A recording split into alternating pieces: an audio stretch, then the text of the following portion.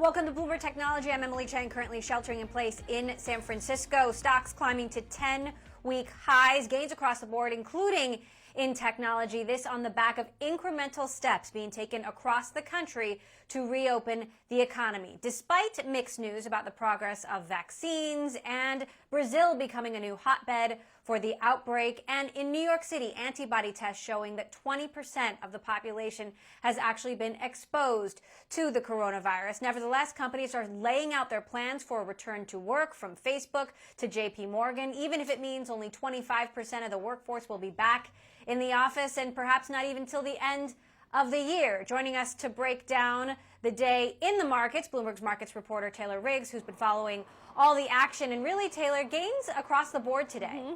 Yeah, sort of brushing off some of the negative news there that you were highlighting. A lot of these equity markets, as you know, continuing to gain on hopes of a reopening plan that were expected to come in the next, coming months or so from a lot of these major companies. It is crazy to think that the NASDAQ, Emily, is now up 4.5% for the year and up 37% from the bottoming out of March 23rd. So big tech here has really resumed a lot of its leadership. The FANG index I really wanted to point out here was the big outperformer. I was reading a note from our chief equity strategist, Gina Martin-Adams. She said the gap in the forward PE ratio between tech and tech excluding the big five is now its widest going back since July 2013. That ratio really explains the dominance and the outperformance of companies like Facebook, Amazon, Apple, Microsoft, and Google. So really showing that big discrepancy that we continue to talk about in some of the big FANG, big tech outperformance. Now, Expedia out with results. Of course, Expedia incredibly hard hit by the standstill of global travel, but they're seeing business already starting to return as countries reopen. Shares actually up after hours. What are you seeing there? Yeah, so the revenue decline was the first in 8 years, 15% drop to $2.2 billion, given the COVID-19 and the pandemic that's really hit the travel industry. Still, though, revenue was better than estimates, although the loss per share was much worse than expected. Interestingly enough, that the CEO on the call told analysts, look beyond first quarter and look at second quarter. Seems like analysts are starting to do that, with shares up about 4% or so. We are hearing on the call that, of course, they saw enormous cancellation levels from COVID, but they've seen an uptick in sales as countries now start to reopen. So that could be some of the positive comments that are filtering through. Still, I would caution here that analysts seem a little bit uncertain. Jefferies, coming into this report, had downgraded the stock to a hold, saying that second quarter air revenue could be near zero. Remind viewers as well that the company was under pressure well before COVID-19. In February, they'd cut 3,000 jobs. They said that they had faced increasing pressure from companies like Google, which have been expanding their advertising offers, as well as some expanded startups that were presenting some pressure on them, namely Airbnb. So certainly shows how a company like Expedia can still be upended by some of these new tech startups here.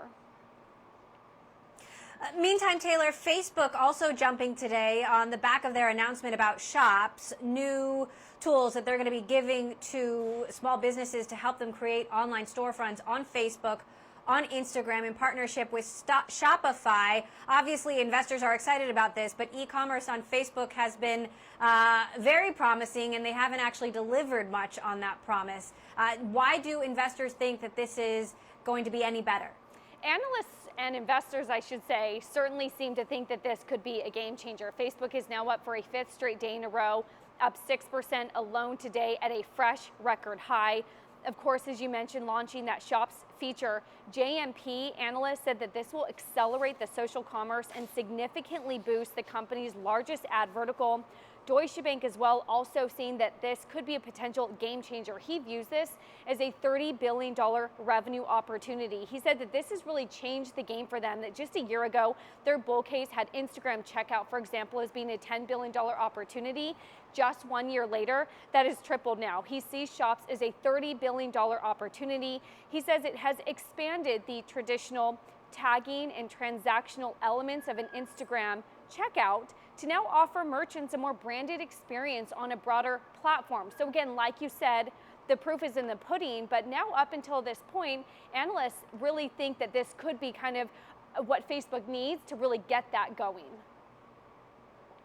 All right, Taylor Riggs for us in New York. Taylor, thank you so much for that update. Speaking of Facebook starting to lay out its plans to return to the office, and when it starts letting workers come back to the office in July, we'll be taking several precautions. No more than 25% of workers can come in at any one time. They'll be put on multiple shifts. They'll have to go through temperature checks.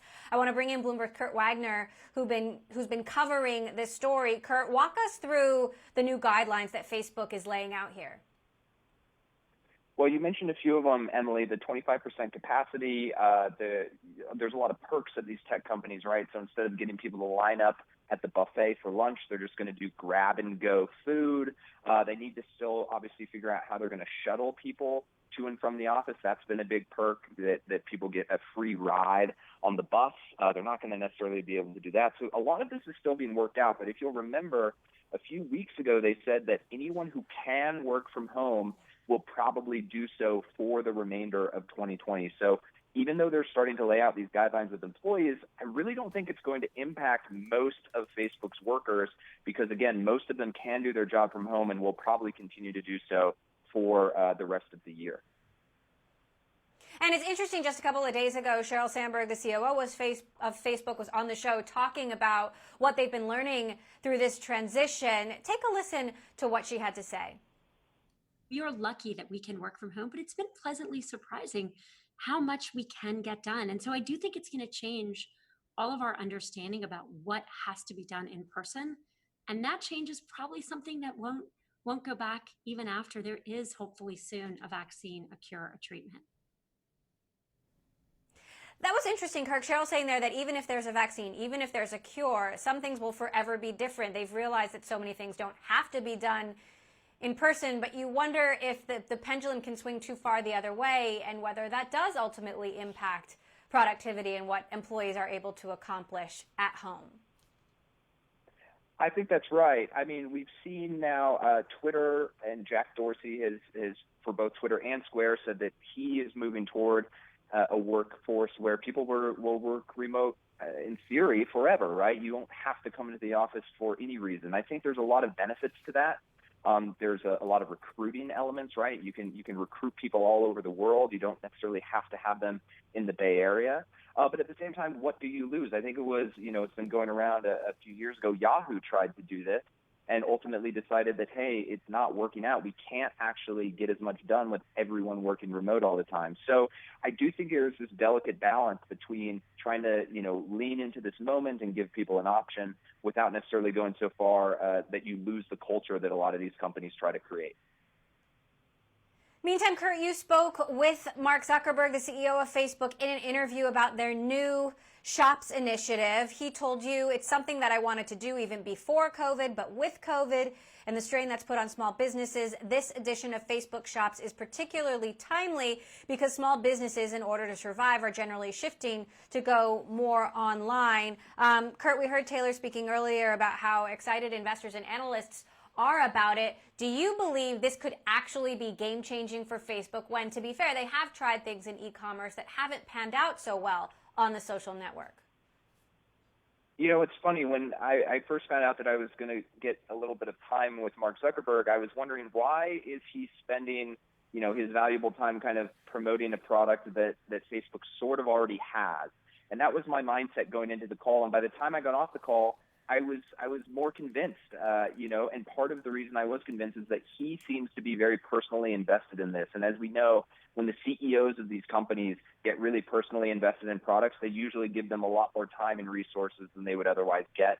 And that can be the difference between something working and not working. Now, I just think that Facebook is going to do one smart thing here, which is they're going to let these shops operate across all four of their apps. That's Facebook, Instagram, WhatsApp, and Messenger. If you're a retailer and you can create one shop that reaches, potentially 3 billion people between those four apps, I think that's a pretty compelling use case. And so I think they will see a lot of people actually trying to get involved with this early on. All right, Bloomberg's Kurt Wagner, thanks so much. You can check out Bloomberg.com for more of Kurt's interview with Mark Zuckerberg. We're going to be talking a little bit more about Facebook's Shop initiative with Shopify CEO Toby Lütke. I spoke to him earlier about what this means for Facebook and for Shopify and for small businesses that are struggling so much to get their shops online. Also coming up, we're going to be talking about Huawei with the U.S. Chief Security Officer. This as the U.S. government continues to put restrictions on Huawei. What are the company's reactions to that? More next. This is Bloomberg.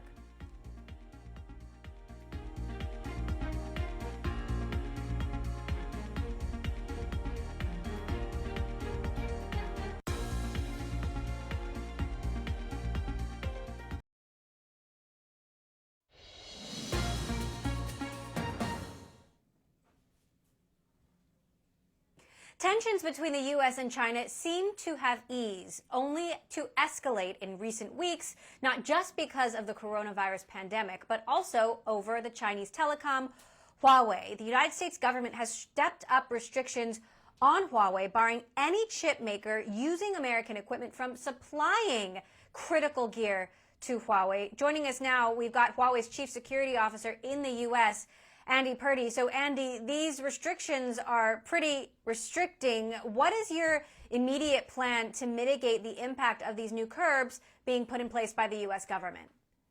Well, we are working through it to determine what we have to do, what our priorities need to be, how it might affect our products. And that's going to be worked out over time. What's very clear, though, is that last year, Huawei bought over $12 billion worth of non-sensitive technology from American companies. Yesterday, the White House press secretary said this effort's going to help maintain the competitive advantage of the United States. I'd love to see the competitive advantage of the U.S. maintained, but blocking us will hurt the American semiconductor industry and hurt them permanently. And that's not going to help the competitiveness of the U.S. Now, last year you had a gap of $12 billion in revenue. Fourth quarter growth was also impacted, and it's been more difficult for Huawei, quite frankly, to win contracts. How much of a gap do you expect to see going forward if these restrictions do indeed continue? Well, we're not able to make an actual dollar amount prediction yet. We do know that we will work through it, and while there may be, or there will definitely be an impact, we're going to come out the other side. But if we're forced to not buy from American companies this non-sensitive technology, we'll go elsewhere and we won't come back, and the American jobs will be gone for good. And that effort of the U.S. to hurt China by hurting Huawei is going to cost American jobs, and it's not going to help America maintain its technological advantage in the world. Now, Andy, as we've been speaking, U.S. Commerce Secretary Wilbur Ross has been on Fox Business talking about Huawei, reiterating the U.S. position, saying that Huawei remains an espionage threat. What is your reaction to that? Well, it's disappointing. There's certainly the United States and China are among 5 or 6 countries in the world that have the ability to virtually implant hardware and software. So we're asking for the opportunity to meet with the United States government to talk about proven mechanisms to address risk, the kind of mechanisms that need to be in place for our competitors as well, because the adversaries of the U.S. have the ability to hack into everybody's equipment. So we are willing to be as transparent or more transparent than any other company in the world. And in fact, we're ready to help address some of the larger malicious cyber activity efforts around the world as well, and to strengthen the efforts to protect intellectual property. We'd love to engage in those kinds of conversations with the U.S. government. Meantime, even as much as you've been pushing back on some of these comments coming from U.S. officials, there are analysts and consultants out there that see both sides. Yesterday, I was speaking with Anya Manuel, a strategic consultant with a lot of expertise on U.S.-China relations. Take a listen to what she had to say about Huawei. Huawei is a bad actor. There's a lot of intelligence suggesting that they're very close to the Chinese military and to Chinese intel. But this particular export controls that you just mentioned really seems designed to put Huawei out of business. So it is quite draconian. And it seems like she can see two sides of the same coin. What's your reaction there? Well, I think the effort to try to focus on what the facts are, what the impacts of this escalating effort by the U.S. government to hurt China by hurting Huawei, And I think escalation is a terrible thing, and I hope there's no further escalation after this by the U.S. Or by China. But the U.S., we have to look at this and say, how can the U.S. compete more effectively to maintain our advantage in innovation, which I'd love to see maintained? We need to have an effort not just to hurt Huawei. We need an effort to promote technology innovation in the United States. We need a private sector-led technology industrial strategy to drive greater progress, to bring the benefits of the technology to our people and organizations. That should be a major priority, and it doesn't seem to be. Now, Huawei's rotating chair, Eric Xu, has warned of retaliation from China. And we've seen in state-run newspapers talk about the Chinese government putting U.S. companies like Qualcomm and Cisco on its own version of a Chinese blacklist. Do you think Huawei is starting a U.S.-China tech war or ratcheting it up? Well, I think the U.S. is very concerned about the rise of China economically and militarily. They're very concerned about maintaining the innovation technology lead that the United States has. And frankly, the U.S. is afraid of China. And certainly the U.S. has to take the kind of precautions that are necessary to help make sure America's safe. But a key part of safety is having the technology innovation that we need. I certainly hope, and you mentioned the U.S. Action most recently, I certainly hope that China does not take any efforts against Apple or anybody else, that escalating will not do any good. We don't want to set off another 30 or 40-year period where the U.S. and China don't work together. Let's have the conversations now, have the governments have the conversations now to try to address these issues, and let us talk with the U.S. government about issues about how we can prove that neither our products nor our employees are subject to the undue influence of the China government, and we're prepared to do that. Now, I'd love if you can get to give us some more detail about just how this is going to impact your business. Of course, you've got the chip, high silicon chip design arm. How much of your manufacturing will you not be able to accomplish because of these restrictions? How are you revising your smartphone shipment targets because of these restrictions? Well, as you know, our rotating chair just gave some remarks Monday morning for the Huawei analyst session. And he indicated, and I don't have any updated information, of course, that we are examining exactly what happened and what's going to happen and what the consequences are. When we had the impact last year, because of the limitations on the ability of American companies to sell a Huawei, you mentioned the $12 billion figure, we had to go through and analyze our products, and it helped us get rid of older products, help us prioritize newer products, and we invested heavily in research and development so we can fill the gap. We're increasing our investment in research and development this year, but frankly, I'm sorry, I just don't know yet what the impact is going to be on our business or the different parts of our business. All right, Andy Purdy, Huawei's Chief of Security in the United States. Andy, thank you so much for joining us and sharing your side of the story. Good to have you on the show. Okay, coming up, Spotify lands a big one. How the world's biggest audio streaming giant gets a big deal and could be a big boost to the podcasting business. That's next. This is Bloomberg.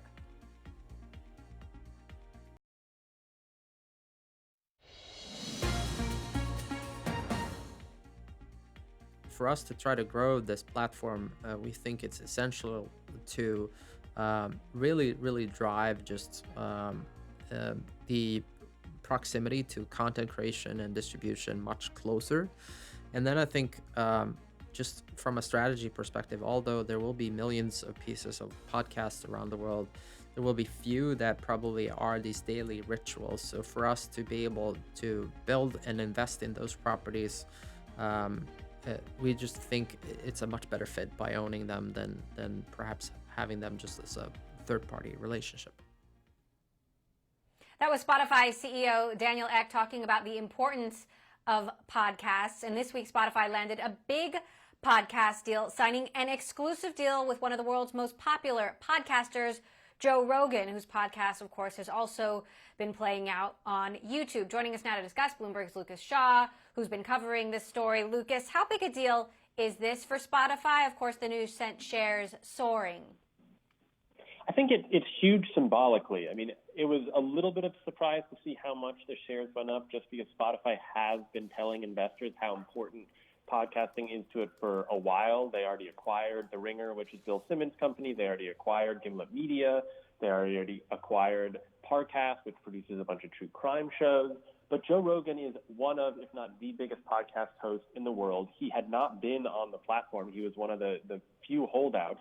And now, starting later this year, he will be available nowhere else. And so I think for investors and for people looking at it, this really drives home the idea that, in those Spotify, Netflix comparisons, podcasts are the original series component where they see an ability to differentiate themselves from all the competitors, and they're trying to draw people away from Apple, away from every other platform, and come to them. And so if you're a Joe Rogan fan, and there are millions of them, the fact that you can only go to Spotify now means that there's likely to be a lot of new podcast listeners on Spotify, because once they get people in, they tend to stick around. So does that mean you won't be able to see it on YouTube? And does that also mean other popular podcasters might consider Spotify when they wouldn't have before? The YouTube question is a really good one. My sense of what happens is he records himself as he tapes this podcast. Those videos, at least at the start, will be exclusive to Spotify, but there will still be library videos that can appear on YouTube. But this is part of Spotify's big advertising play with a combination of audio and video. And I do think you're right that this is a signal to a lot of other big podcasters who might have been uncertain about working with Spotify, because the audience on Spotify is still much smaller than Apple. And Joe Rogan is taking a risk that he's foregoing most of his audience to bet on this Swedish company. But if it's good enough for Joe Rogan, it's got to be good enough for a lot of other people. I would expect not only other podcasters like Joe Rogan to make deals with Spotify in the next couple of months, but companies that they've already acquired. I'm just waiting for Bill Simmons' podcast to be exclusive to Spotify. All right, Lucas Shaw, we'll join you on the wait. Thank you so much for giving us that update. Meantime, Shopify shares also soaring as more businesses have been forced to sell their stuff online. Shopify announcing new tools today for merchants around the world to sell, ship, and warehouse merchandise through the e-commerce giant. I'll be speaking with Shopify CEO Toby Lutka next. This is Bloomberg.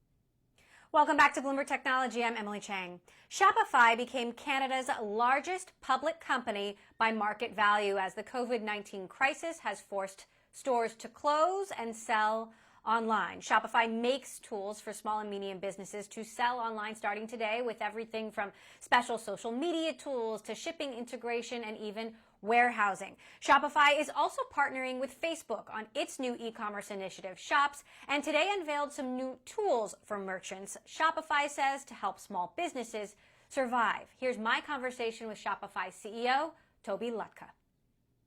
We have a product like with Shopify Capital. We intentionally increased the size of this program and took it to several new countries. And we just to help business survive, because again, the moment uncertainty hits, all traditional sources of business funding just disappear. In a very real sense, I don't know how to else support this. I don't think banks really play the role in the world of at least small, medium business world that they should. And I've actually quoted several banks' own charters back to the leadership of which spells out that have been chartered as a bank to help small businesses and therefore help innovation. And I just don't, they don't consistently enough play this role anymore. So companies like Shopify have been brought into now doing capital advances and loans and these things. We're now going to take the next step there and will help people with doing their banking accounts and so on, because even those are going to starting to be harder and harder to get. It's not something we are incredibly excited about having to do, but it's something that is absolutely what we need to do to help merchants and again, make it less frictionful to start these businesses. So we announced to do that, and all the other things that we've built around curbside pickup and helping like features for allowing like the corner stores and the small supermarkets and sometimes the bigger supermarkets to come online and help with delivery and all these kind of things. So like there's a lot, and we are announcing right now. The company is very mission aligned right now. Again, we want more small and medium business to survive because we are around. Then otherwise, this is how we're going to judge our own impact. And hopefully, we're doing a good job of that.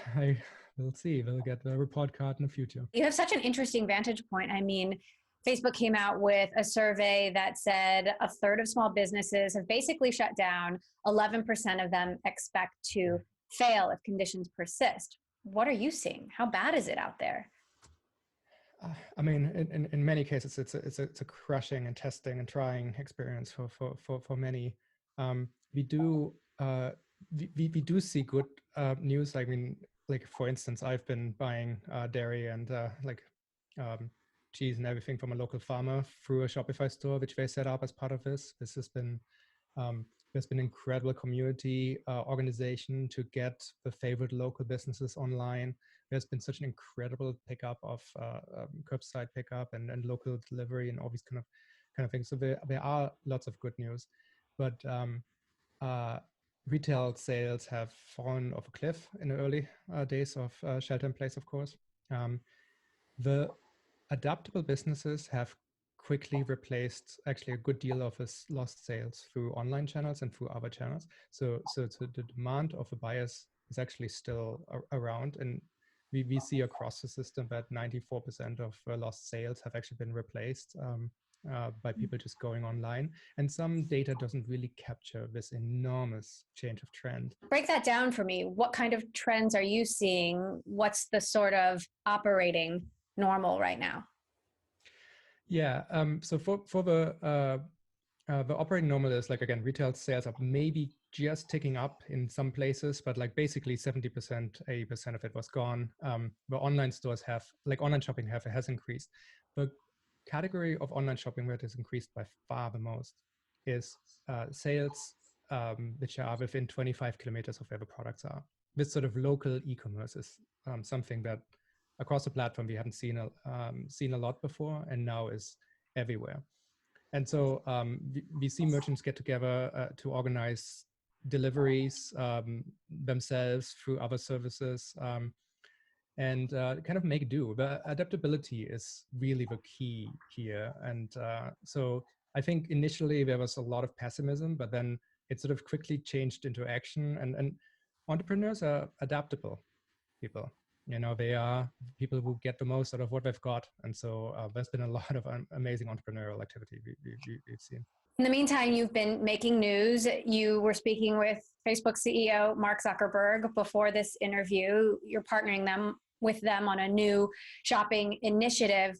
How will that work, and how optimistic are you about e-commerce on Facebook and Instagram and WhatsApp when it hasn't really worked out so far? Yeah, I'm very optimistic about it. I think it's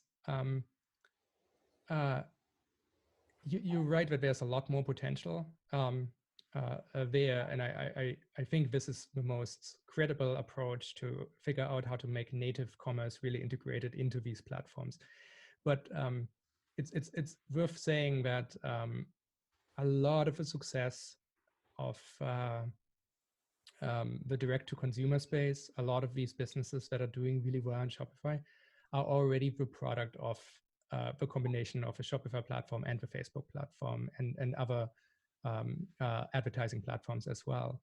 This has dislodged a 60, 70-year-old stalemate over being able to bring really new products to market, because it used to be the only way to really find audience was through mass media, through the television channels, and the price of entry into placing ads was just massive. And so, finding a specific audience is something that is extremely important for small and medium businesses. That said, how much business is actually being driven through these stores, through your stores, through Instagram, Facebook, WhatsApp so far? I mean, isn't it pretty insignificant? Depends on if you look at the ads or not. Once you add the ads in, it's a lot. Really? Okay. And can you break down any of that for us? Like, where is it the most promising? Yeah, we're not sharing specific numbers, but it's a very valuable question, I think, to ask to retailers. I know you have some on the show sometimes. It's almost everyone's like social is a very, very, very significant part of everyone's strategy, and it currently works by using ads which then point people to the online stores, which works reasonably well, but is caught in a local maxima that could be significantly improved upon. And so I think Facebook and the Facebook leadership have now committed to saying, okay, this is meaningful. This has already been going on. We have a lot of shared customers who would really profit from these changes. This is something that Facebook is now very seriously implementing, and I think doing it in a relationship with partners instead of trying to do it all by themselves. And I think that's a really really good way of doing it. Just part of my interview with Shopify CEO Toby Lutka there. You'll hear more of that conversation on an upcoming episode of Bloomberg Studio 1.0. Meantime, coming up, I'll be talking with P.W. Singer, out with a new book called Burn In that gives us some indication of the dystopian future, techno-thrilling future we all face. That's next. This is Bloomberg.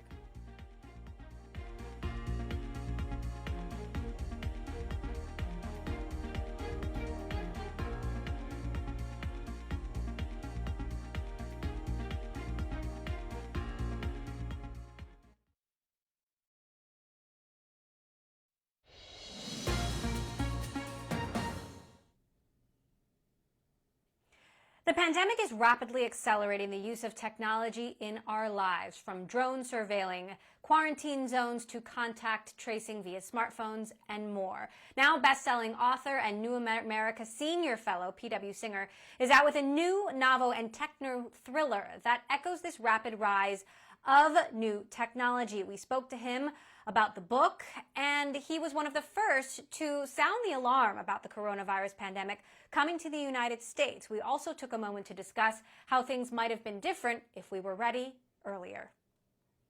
It's inarguable that things could have and should have been different. And you can look at the examples of the nations that have weathered this storm so much better in terms of losing less lives and then now already reopening. And they range from the Taiwans to the Australias, you name it. And the reason is that they looked at what was playing out. You know, people sometimes will say, how could we have known? The data was out there. The warnings were out there. 60 other nations prepared, did what was needed to be done, and they implemented it effectively. And this is, to put it bluntly, this is a failure of leadership. And it's just amazing and sad to know that this did not have to happen in the US. Now, you didn't plan to be releasing a new book in the middle of a pandemic, but your new book does speak to a lot of the themes that we're seeing now in America, a future where AI, robots, remote work are a lot more common. Paint the picture of this world that now isn't just fiction, it is reality. So the book Burn In is a new kind of book. It's a smash up of novel and nonfiction. Essentially, it's a techno thriller set in Washington, D.C. of the future. We follow an FBI agent hunting a terrorist, but baked into the story is more than 300 explanations and predictions, but it comes with the nonfiction footnotes to show, hey, this is actually from the real world. And so in this depiction, in this explanation, the trends that it looks at in particular, the growing use of AI and automation, that was already in play before the pandemic. All the data is showing that they've been drastically accelerated and going to be a key issue coming out of all of this. I mean, think of it this way. We've got one generation that's doing distance learning, another doing distance work at a level never planned before. In some areas like telemedicine, where we, in a couple of weeks, we went to where we thought we would be 10 years from now. You're seeing robots rolled out to do everything from police curfews to clean subways. And then you have AI surveillance scaling to a level, never contemplated. And so I think the big issue and why this book is relevant, even though it's an escapist read, I'll plot spoil, it's not about a pandemic. Why it's relevant is that all the business, political, social, security, even family questions that our characters deal with are all going to come quicker in the real world too. So let's talk about the nonfiction, your nonfiction predictions, given your exploration of these themes. Right now we're seeing, companies working remotely and saying that their employees can now work remotely forever. What are the potential consequences and dangers of that, given that we're not going to be seeing each other in person? We're not going to be having connection in that way, but it's an experiment that's never been done before. And that's the utility of what we're calling this useful fiction model, is you can take that data, you can take those trends and then play it forward, but make it feel more real by looking through a narrative. So we can look at the trends overall and say, okay, what does the greater move to automation mean for jobs? Not just factory workers, truck drivers, but how it's applying into other fields, analysts, lawyers, you name it. We can look at that and say, okay, it's clearly going to hit the economy. There's lots of different projections on that, but it'll also affect the organizations, the politics of it. We do know that one of the few industry sectors that's doing well right now is actually automation. The factories that make robots are actually incredibly busy right now. And it's because a lot of enterprises are saying, I need to figure out not only how to change for this new, and I can save money, but I also can have a workforce that doesn't get sick, or even more so the next time there's another outbreak, doesn't have to go home again. But the consequence of that is enormous for the economy, for the politics, but you can also play it out with the individual. So many jobs have been lost, and there were already concerns about automation destroying jobs. Now you have an even more remote robotic world and future, which does that mean even more lost jobs? And how does that, what are the consequences of that when you combine it with such devastating economic fallout and disconnection? So on the research side, we gathered every single report that we could find of job automation, some 1,300 in all, from groups that range from the World Bank to the McKinseys and PricewaterhouseCoopers. And at the high end, they say, for one Oxford study found 47% of occupations were going to see displacement or transformation, replacement by automation over the next 20 years. The low end was the OECD that said 9%. 9% of jobs is still a really big deal. So either way you look at it, we're rewiring the economy. We're going through a new industrial revolution. But the challenge is it's a different kind of industrial revolution. It's not a story of changing the tool, the farmer dropping their shovel and picking up a hammer to go work at a factory. It's a new kind of tool that takes on some of the jobs of the workers.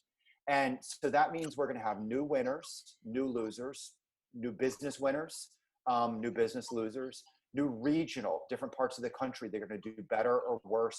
Even nations are going to do better or worse in this. And that, of course, just like everything else, what plays out on the political side, on the economic side, will ripple out into our politics. And that's really what we're trying to accomplish with this project, is to give people the means to understand that hard data. They're less likely to read a white paper or a PowerPoint on it versus a fun novel, but also better prepare them for that future so that they can visualize what's to come. You've also done a lot of work on China, and this pandemic has exploded a sort of détente between the US and China. You have US intelligence concluding that China grossly underreported the outbreak there, President Trump blaming China for the outbreak. You've written about the military and cyber capabilities of China. How does the pandemic change the nature of that threat? It's interesting. We see a pretty horrible parallel between how the leadership in both China and the US handled this. Both of them at different points in time downplayed the outbreak and the risk of it. And then they, both of them, overplayed the government response when it was not as effective as it should have been. And now both governments have turned to blaming the other for their own failings. PW Singer there, New York Times bestselling author, out with a new book called Burn In. Coming up, we're going to be speaking with Dallas Mavericks owner Mark Cuban, his thoughts on the PPP program and more. That's next. This is Bloomberg.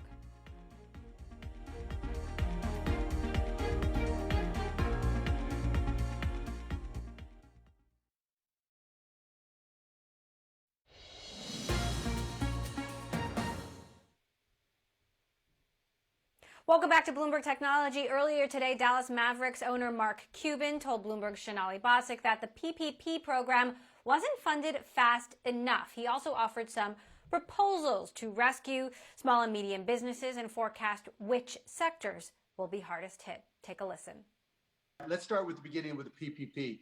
In conception, it was great. In execution, it didn't work. And here's why.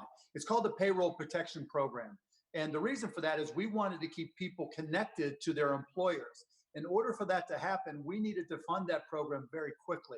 The speed wasn't fast enough. So as a result, we've seen all these layoffs, and we've got companies who now have received PPP funding who may or may not be able to open up, but can't bring their workers back for two reasons. One, some of them are making more on unemployment than they would be if they came back.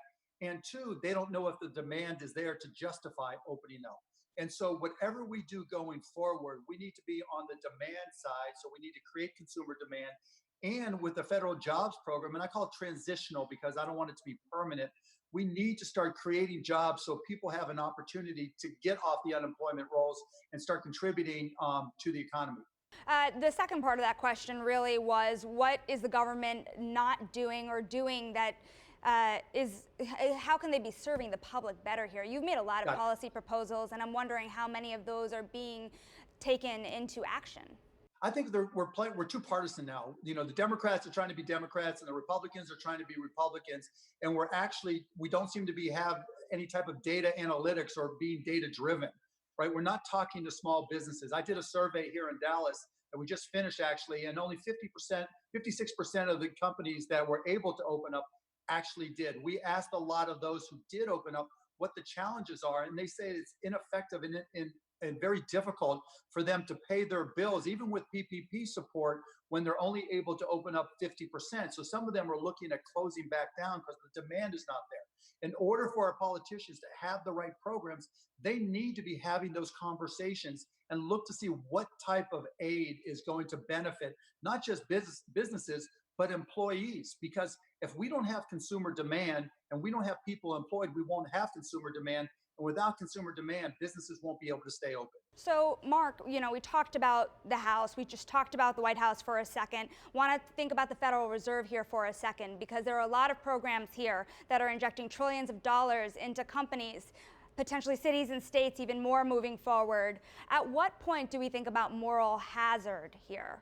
I don't think we're at that point yet. Look, when you look at some of the bailout programs that were put in place, because there was so much liquidity, Boeing and others didn't take full advantage of it. Now we've got the Main Street Loan Program that loans up to $25 million to companies up to 4 times their EBITDA, and a second version of it that does 6 times EBITDA, and that hasn't even been opened up yet. So I'm not worried about moral hazard. We've got companies that are eligible for those programs that haven't even been able to apply.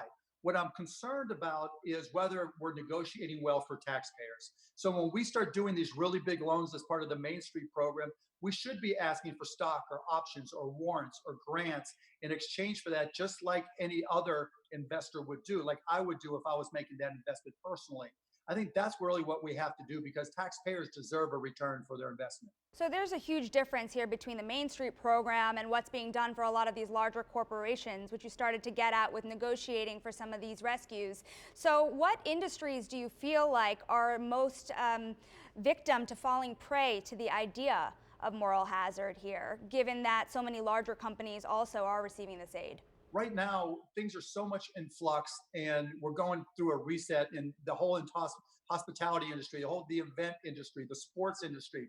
I don't know that so much it's about moral hazard as much as it is about what happens if we don't get more people employed quickly. If we don't have more people with jobs and we have to continue to subsidize them with unemployment, it's going to be very difficult for the economy to rebound because people aren't spending money when they don't have certainty about their future employment. And you see that in the numbers. Savings rates are past 14%, which is the most they've been in 40 years. And so we're going to have to address consumer demand more than anything right now, because without that demand, then businesses can't stay open. Dallas Mavericks owner Mark Cuban there with Bloomberg's Shonali Bosick. All right, coming up on Bloomberg Television tomorrow, an interview with Speaker of the House Nancy Pelosi. She'll be talking with our own David Weston on balance of power, talking about the CARES and the COVID Relief Act, and also the president's firing of the Inspector General. This is Bloomberg.